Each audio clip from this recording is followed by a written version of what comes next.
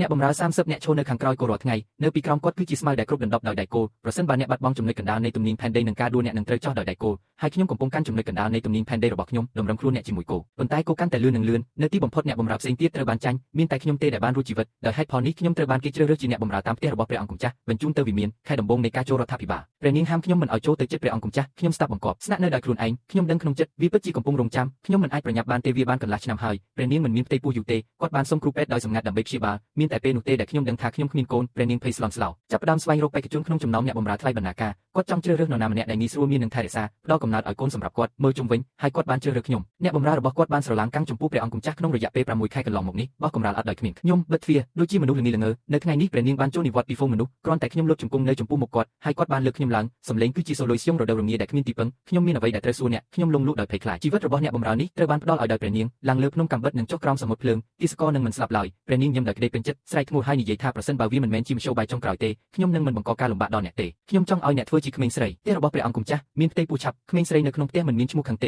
េប៉ុន្តែនេះគឺជាជំហានដំបូងឆ្ពោះទៅរកកម្លាំងពេញលេញរបស់ខ្ញុំប្រសិនបើគាត់មិនផ្ដល់ឋានៈឲ្យខ្ញុំទេគាត់អាចទទួលបានដោយខ្លួនឯងខ្ញុំក្រឡេកមើលទៅភ្នែកពោពេញដោយការសោកសៅព្រះនាងដែលមានភ្នែកក្រហមតើអ្នកមិនចង់បានទីសកលទេខ្ញុំគ្រាន់តែចង់បម្រើអ្នកពេញមួយជីវិតរបស់ខ្ញុំមិនចង់ចាក់ចេញពីអ្នកទេព្រះនាងបានទម្លាក់អ្នកយាមរបស់នាងតែដៃខ្ញុំដើម្បីផ្គប់ចិត្តក្មេងស្រីដែលឈួតអ្នកនៅតែនៅក្បែរខ្ញុំដើម្បីបម្រើកូនរបស់អ្នកដែលបានកើតនៅលើជង្គង់របស់ខ្ញុំក្នុងនាមជាកូនខ្ញុំនៅតែមើលទៅខ្មាស់អៀនព្រះអង្គម្ចាស់គឺជាស្វាមីរបស់ព្រះនាងខ្ញុំមិនអាចធ្វើអ្វីខុសចំពោះអ្នកទេព្រះនាងប្រែជាមិនចេះអត់ធ្មត់និងតឹងរឹងនេះគឺជាការសម្រេចចិត្តរបស់ខ្ញុំអ្នកនឹងបម្រើព្រះអង្គម្ចាស់នៅយប់នេះខ្ញុំបានឃើញរឿងនេះហើយចង់ខ្សែហើយបង្ខំឲ្យអ្នកបម្រើគោរពតាមព្រះនាងបានយកកន្សែងសក់ពណ៌មាសមកខ្ញុំដោយដៃរបស់នាងផ្ទាល់ញឹមនឹងសរសើរខ្ញុំដែលពូកែនៅយប់នោះខ្ញុំត្រូវបានគេសម្អាតហើយបញ្ជូនទៅបន្ទប់គេងរបស់សម្ដេចនិយាយកុហកនៅលើក្រែតុនអនុស្សាវរីយ៍នៃជីវិតពីអតីតកាលបានជន់លិចក្នុងជីវិតមុនខ្ញុំពិតជាលំណាស់ខ្ញុំបានយកពាក្យរបស់ព្រះនាងជាបទក្រិតខ្ញុំពិតជាគិតថាគាត់ព្យាបាលខ្ញុំយ៉ាងល្អដឹងថាបង្កើតកូនឲ្យគាត់ទៅសម្ដេចខ្ញុំឆ្លើយដោយមិនស្ទាក់ស្ទើរប៉ុន្តែខ្ញុំមានផ្ទៃពោះសម្រាប់ខែតុលាហើយទើបតែសម្រាប់បានកូនប្រុសម្នាក់ព្រះនាងបានយកដបព្រាពណ៌ក្រហមមួយដបហើយបញ្ចប់ជីវិតខ្ញុំបន្ទាប់ពីមរណភាពរបស់ខ្ញុំព្រលឹងរបស់ខ្ញុំបានអន្តែតពីលើវិមានមើលកូនប្រុសខ្ញុំហើយម្ដាយគាត់ព្រះនាងបានប្រព្រឹត្តចំពោះគាត់យ៉ាងល្អនៅពេលដំបូងហើយបន្ទាប់មកអ្នកព្យាបាលដែលមានទេពកោសល្យបានព្យាបាលគាត់ពីភាពគ្មានកូនគាត់មានកូនប្រុសបង្កើតរបស់គាត់កូនរបស់ខ្ញុំខ្លាយជាបន្លានៅក្បែរគាត់ថ្ងៃដែលមានពន្លឺថ្ងៃកូនប្រុសរបស់ខ្ញុំត្រូវបានគេទាត់ចូលទៅក្នុងបឹងដោយគ្មានហេតុផលលងទឹកហើយឪពុកម្ដាយរបស់ខ្ញុំមិនអាចគេចផុតពីដៃឃាតកម្មរបស់គាត់បានទេគាត់បានសម្លាប់ពួកគេខ្ញុំមានការស្អប់ដ៏គួរឲ្យភ័យខ្លាចនាងបានកើតជាថ្មីមុនពេលព្រះនាងរៀបការខ្ញុំពោពេញដោយការអន់ចិត្តបន្តលេងអ្នកបម្រើស្មោះត្រង់គាត់បានដើរតាមព្រះនាងចូលក្នុងវិមានរបស់ព្រះអង្គម្ចាស់ជេនខ្ញុំបានរងចាំឱកាសនេះនៅយប់នេះខ្ញុំចង់ធ្វើជាស្ត្រីរបស់សម្ដេចមានតែនៅក្នុងវិធីនេះទេដែលយើងអាចប្រកួតប្រជែងជាមួយព្រះនាងដើម្បីសង្សឹកកូននិងឪពុកម្ដាយរបស់ខ្ញុំដែលបានស្លាប់ដោយសោកនាដកម្មទ្វាររុញបើកឧបេប៊ីឆេនបានដើរចូលទៅគាត់លើកសូត្រក្រហមដែលនៅលើខ្ញុ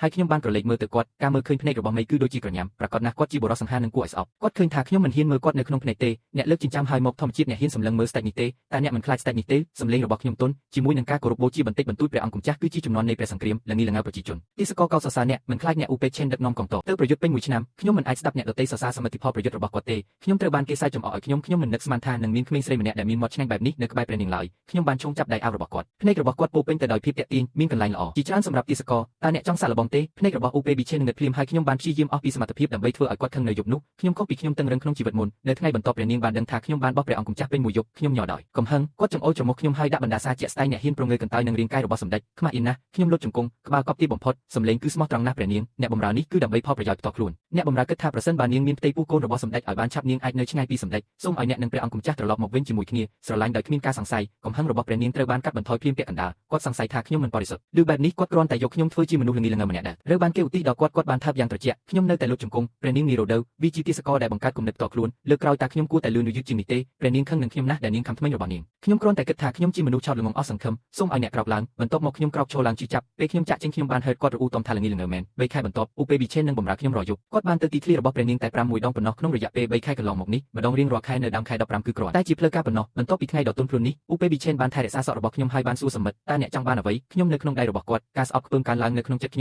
ញុំចង់បានធម្មពលចង់សង្សឹកខ្ញុំចង់បានជីវិតរបស់ព្រះនាងតែខ្ញុំនិយាយថាអ្នកបម្រើគ្រាន់តែចង់ឲ្យព្រះនាងមានសុភមង្គលព្រះអង្គម្ចាស់តូចនិងព្រះនាងអាចរីករាយជាមួយគ្នាឧបេប៊ីឆេនបានអបក្មេងស្រីឈួតរបស់ខ្ញុំយ៉ាងតឹងអ្នកត្រូវបានលក់និងជួយរាប់លុយខ្ញុំមិនបានបដិសេធទេគាត់ថើបថ្ងាសខ្ញុំធ្ងន់ធ្ងរខ្ញុំចង់ផ្ដល់កិត្តិយសដល់អ្នកតើអ្នកចង់ទេខ្ញុំត្រូវបានគេរហែកម៉ោង4ពិបាកណាស់ប៉ុន្តែព្រះនាងនឹងមិនសប្បាយចិត្តទេមុខរបស់ឧបេប៊ីឆេនបានលេចសម្លេងគឺមិនពេញចិត្តបន្តិចបន្តួចក្នុងចិត្តតើស្ដេចនេះសំខាន់ឬគាត់សំខាន់ខ្ញុំខំបូរមាត់ខ្ញុំរហូតដល់ក្លិនឈាមពោះវៀនបដិសេធមិនឆ្លើយលោកឧបេឆេនមានទុកព្រួយយ៉ាងខ្លាំងនៅពេលដែលគាត់បានឃើញរឿងនេះគាត់បន្ទាបក្បាលឲ្យបូរមាត់ហូរឈាមរបស់ខ្ញុំសម្លេងគឺសូលុយស្យងរដូវរងាទន់ភ្លន់ឆ្លើយខ្ញុំថាអ្នកណាសំខាន់ជាងហើយខ្ញុំបានក្រឡេកមើលទៅហើយមានការតស៊ូនៅក្នុងភ្នែករបស់គាត់ហើយនាងមានចិត្តល្អចំពោះខ្ញុំវាជាគ្រួសាររបស់ខ្ញុំហើយព្រះអង្គម្ចាស់គឺជាមនុស្សដែលខ្ញុំចូលចិត្តខ្ញុំមិនអាចមានអ្នកទេបេសកកម្មតែមួយគត់របស់ខ្ញុំគឺផ្ដល់កំណើតឲ្យកូនសម្រាប់អ្នកនិងព្រះនាងឧបេឆេនបានអបខ្ញុំយ៉ាងតឹងរឹងប្រភេទនៃការភ្ជាប់ជាសកលមួយចំនួនខ្ញុំដឹងថាទំនាក់ទំនងរបស់គាត់មានភាពច្របូកច្របល់ខ្ញុំមិនអាចភ្នាល់បានទេឯ អាចប្លន់បានដោយស្ងៀមស្ងាត់រហូតដល់ខ្ញុំជាមនុស្សតែម្នាក់គត់នៅក្នុងបេះដូងរបស់គាត់នៅថ្ងៃបន្ទាប់ឧបេឆេនបានចេញបញ្ជាឲ្យដឹកខ្ញុំធ្វើជាប្រពន្ធចុងដែលមិនទាន់រៀបការរបស់ប្រពន្ធចុងអភិជនគឺជាចិញ្ចៀនខ្ពស់ជាងប្រពន្ធចុងល្អនៅលើអ៊ីនធឺណិតវាគឺជាទីតាំងរបស់ប្រពន្ធចុងចំហៀងនៅក្នុងព្រះអង្គម្ចាស់ចេនមានទាំងមូលមានតែព្រះនាងមួយអង្គប៉ុណ្ណោះសូម្បីតែប្រពន្ធចុងខាងក៏ដោយ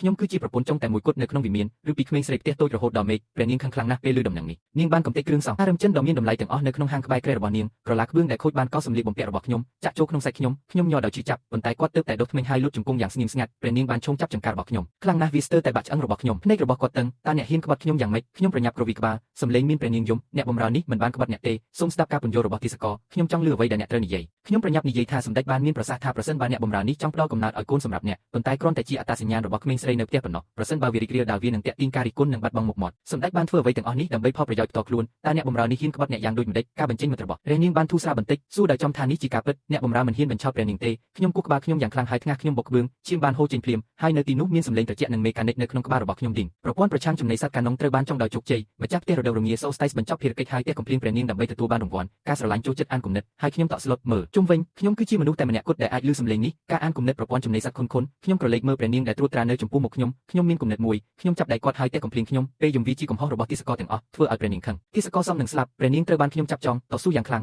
អ្នកបម្រើនៅជុំវិញបានឃើញរឿងនេះហើយចេញមុខទាញនៅក្នុងភាពវឹកវរខ្ញុំបានរកឃើញពេលវេលាដ៏ត្រឹមត្រូវដើម្បីផ្ទះកំភ្លៀងព្រះនាងយ៉ាងខ្លាំងគ្មាននរណាម្នាក់បានឃើញខ្ញុំធ្វើវាទេមនុស្សគ្រប់គ្នាគិតថាព្រះនាងខឹងហើយវាខ្ញុំសូម្បីតែព្រះនាងខ្លួនឯងក៏គិតថានាងបានខកខានហើយជប់វាខ្ញុំហើយគាត់បានមើលមកខ្ញុំដោយការមើលងាយនៅក្នុងភ្នែករបស់គាត់វាដូចជាការមើលធ្លុកលោតកុំចុះក្រោមយ៉ាងលឿនបន្ទាប់ពីនេះព្រះនាងបានបោះបង់ចោលការចងចាំរបស់ខ្ញុំទាំងស្រុងគ្រាន់តែចាត់ទុកខ្ញុំជាអ្នកបម្រើឆោតល្ងងបញ្ហានេះឈានដល់ត្រចៀករបស់ Baby Chen គាត់រឹតតែបញ្ញាចិត្តចំពោះគំនិតផ្ទាល់ខ្លួនរបស់គាត់ក្មេងស្រីនេះដងសីពិតជាស្រឡាញ់ព្រះនាងខ្លាំងណាស់មនុស្សដែលគួរឲ្យខ្លាចនៅក្នុងវិមានក៏កំពុងនិយាយអំពីវាដែរនិយាយថាខ្ញុំស្មោះត្រង់កាន់ព្រះនាងរាល់ថ្ងៃស៊ូមនុស្សផ្សេងទៀតបាននិយាយអាក្រក់អំពីគាត់សូម្បីតែអុជធូបនិងថ្វាយបង្គំព្រះពុទ្ធគ្រាន់តែបួងសួងដល់ព្រះនាងឲ្យប្រទានពរដល់ព្រះនាងដោយសន្តិភាពនិងរីករាយកិច្ចការដេញបានបញ្ចប់រង្វាន់កំពុងត្រូវបានចែកចាយសូមឲ្យម្ចាស់ផ្ទះជ្រើសរើសប្រភេទនៃការអានគំនិតហើយខ្ញុំស្រឡាំងកាំងខ្ញុំមិនរំពឹងថានឹងមានប្រភេទនៃការអានគំនិតផ្សេងគ្នាប្រព័ន្ធផ្ដល់ជម្រើសពីរមួយត្រូវបានកំណត់ការអានគំនិតវត្ថុម្ចាស់ផ្ទះអាចរៀបចំមាត្រការអានគំនិតហើយមួយទៀតគឺត្រូវអានគំនិតជាក់ស្ដែងនៃវត្ថុដែលបានបញ្ជាក់ខ្ញុំបានជ្រើសរើសប្រភេទទី1ដោយមិនស្ទាក់ស្ទើរការរៀបចំមាត្រការអានគំនិតមានប្រយោជន៍ច្រើនជាងការអានគំនិតអកម្មសូមឲ្យម្ចាស់ផ្ទះកំណត់អត្តសញ្ញាណវត្ថុដែលបានបញ្ជាក់ខ្ញុំសូត្រឧបេឆេនដោយស្ងៀមស្ងាត់ក្នុងចិត្តខ្ញុំបានជ្រើសរើសដោយជោគជ័យដរាបណាសម្លេងភ្លាមនៃប្រព័ន្ធបានធ្លាក់ចុះទ្វារនៃហាងត្រូវបានរុញឲ្យបើក Wubi Chen នៅគាត់បានឃើញខ្ញុំក្នុងសម្លៀកបំពាក់ស្ដើងស្នាមជួនជ្រីវជូនបន្តិចដោះជ្រោយរបស់អ្នកហើយដាក់វាលើខ្ញុំហេតុអ្វីបានជាអ្នកមិនពាក់ច្រើនប្រយ័ត្នចាប់ផ្ដាសាយខ្ញុំក្រឡេកមើលទៅគាត់សម្លេងរបស់គាត់បន្លឺឡើងយ៉ាងស្រទន់ហៀបនិងឈប់សម្រាកខ្ញុំមិនដឹងថាតើព្រះអង្គម្ចាស់នឹងយាងមកទេទន្ទឹមនឹងនេះខ្ញុំគ្រប់គ្រងខ្លឹមសារនៃគំនិតអានក្នុងចិត្តខ្ញុំដោយស្ងៀមស្ងាត់ខ្ញុំកំពុងរងចាំព្រះអង្គម្ចាស់ Wubi Chen បានស្រឡាំងកាំងមួយផ្លេតរកមើលខ្ញុំគួរឲ្យសង្ស័យសូស្តៃស្រដៅរងាអត់ទោសឲ្យខ្ញុំធ្វើពុតជាចាញ់ហើយនិយាយថាខ្ញុំហៀបនឹងឈប់សម្រាកខ្ញុំបានបន្ថែមក្នុងចិត្តថាតើត្រចៀករបស់សម្ដេចមិនស្រួលទេមិនអាចនឿយហត់ណាស់យប់នេះគូតាសម្រាប់ខ្លះលោក Wubi Chen បានប្រតិកម្មឥឡូវនេះគាត់អាចស្ដាប់បេះដូងខ្ញុំគាត់បានសួរដោយយកចិត្តទុកដាក់អំពីសូលុយសៀងរដូវរងាខ្ញុំបានឮអ្នកមានចំណងអាហារល្អនៅថ្ងៃនេះហើយខ្ញុំមកក្បាលវាត្រជាក់ហើយខ្ញុំចង់ញ៉ាំអ្វីមួយដើម្បីប្រយុទ្ធប្រឆាំងនឹងព្រះអង្គម្ចាស់ក្នុងសង្គ្រាមលោកលើកទី2និងសង្គ្រាមលោកលើកទី3អ្នកបម្រើបានបរិភោគយ៉ាងពិសេសកសាងកម្លាំងរបស់អ្នកវាគួរឲ្យអាណិតណាស់ដែលត្រចៀករបស់សម្ដេចមិនស្រួលខ្ញុំខ្លាចខ្ញុំមិនមានសំណាងទេយប់នេះមីប៊ីចិនមើលមកខ្ញុំស្នាមញញឹមបានឆាប់ឆេះនៅក្នុងភ្នែករបស់ខ្ញុំគាត់បានឈោងចាប់ខ្ញុំចូលទៅក្នុងដៃរបស់គាត់បានសួរសូលុយសៀងរដូវរងានៅក្នុងសម្លេងទាបតើអ្នកស្រឡាញ់ព្រះនាងឬស្ដេចទេអ្នកអាចជ្រើសរើសបានតែមួយប៉ុណ្ណោះហើយខ្ញុំទម្លាក់ភ្នែកភាពស្ងប់ស្ងាត់ខ្ញុំចាប់ផ្ដើមទុកចិត្តនៅក្នុងចិត្តខ្ញុំម្ចាស់អ្នកបម្រើផ្គប់ចិត្តអ្នកខ្ញុំស្រឡាញ់អ្នកខ្លាំងណាស់ប៉ុន្តែព្រះនាងយាយបាខ្ញុំយ៉ាងល្អគឺជាឪពុកម្ដាយដែលបានកើតជាថ្មីរបស់ខ្ញុំអ្នកបម្រើមិនអាចសោកស្ដាយចំពោះព្រះនាងបានទេខ្ញុំអាចលាក់សេចក្ដីស្នេហានេះនៅក្នុងចិត្តខ្ញុំតែប៉ុណ្ណោះភ្នែករបស់ Wubi Chen ប្រែជាក្រហមនៅពេលគាត់លើបេះដូងខ្ញុំគាត់កាន់ខ្ញុំតឹងសម្លេងគឺវឡារិកណាស់ក្មេងស្រីឈួតខ្ញុំនឹងការពារអ្នកជានិច្ចអ្នកជាមនុស្សស្លូតត្រង់ហើយសមនឹងទទួលបានអ្វីដែលល្អបំផុតខ្ញុំផ្អៀងទៅក្នុងដៃរបស់គាត់ជ្រុងនៃមាត់របស់គាត់កង់ធ្នូដែលមិនអាចយល់បានសុំទោសចង់វាខ្ញុំអ្នកនៅក្មេងសេចក្ដីស្រឡាញ់របស់ Wubi Chen ចំពោះខ្ញុំកាន់តែលេចធ្លោឡើងព្រះនាងមានវាគាត់ប្រកាសជានឹងផ្ដល់ឲ្យខ្ញុំនៅច្បាប់ចម្លងមួយដែលព្រះនាងមិនមានគាត់ក៏នឹងផ្ដល់ឲ្យខ្ញុំនៅច្បាប់ចម្លងដាច់ដោយឡែកមួយគាត់ថែមទាំងបានទិញទីធ្លាសម្រាប់ខ្ញុំមីងហ៊ុនស៊ូយូយូហៃការតុបតែងនៅស៊ីយាយគឺប្រណីតបំផុតអ្វីគ្រប់យ៉ាងគឺពិតប្រាកដបន្ទាប់ពីព្រះនាងបានរកឃើញនាងបានគ្រប់ខ្ញុំម្ដងទៀតហើយគាត់បានមើលមកខ្ញុំសម្លេងគឺសូលុយសៀងរដូវរងាត្រជាក់ខ្ញុំបានផ្ដល់ពេលវេលាច្រើនដល់អ្នកហេតុអ្វីបានជាអ្នកនៅតែមានផ្ទៃពោះគាត់បានផ្អាកភ្នែកច្បាស់ណាស់ខ្ញុំនឹងឲ្យអ្នកមួយខែទៀតប្រសិនបើអ្នកនៅ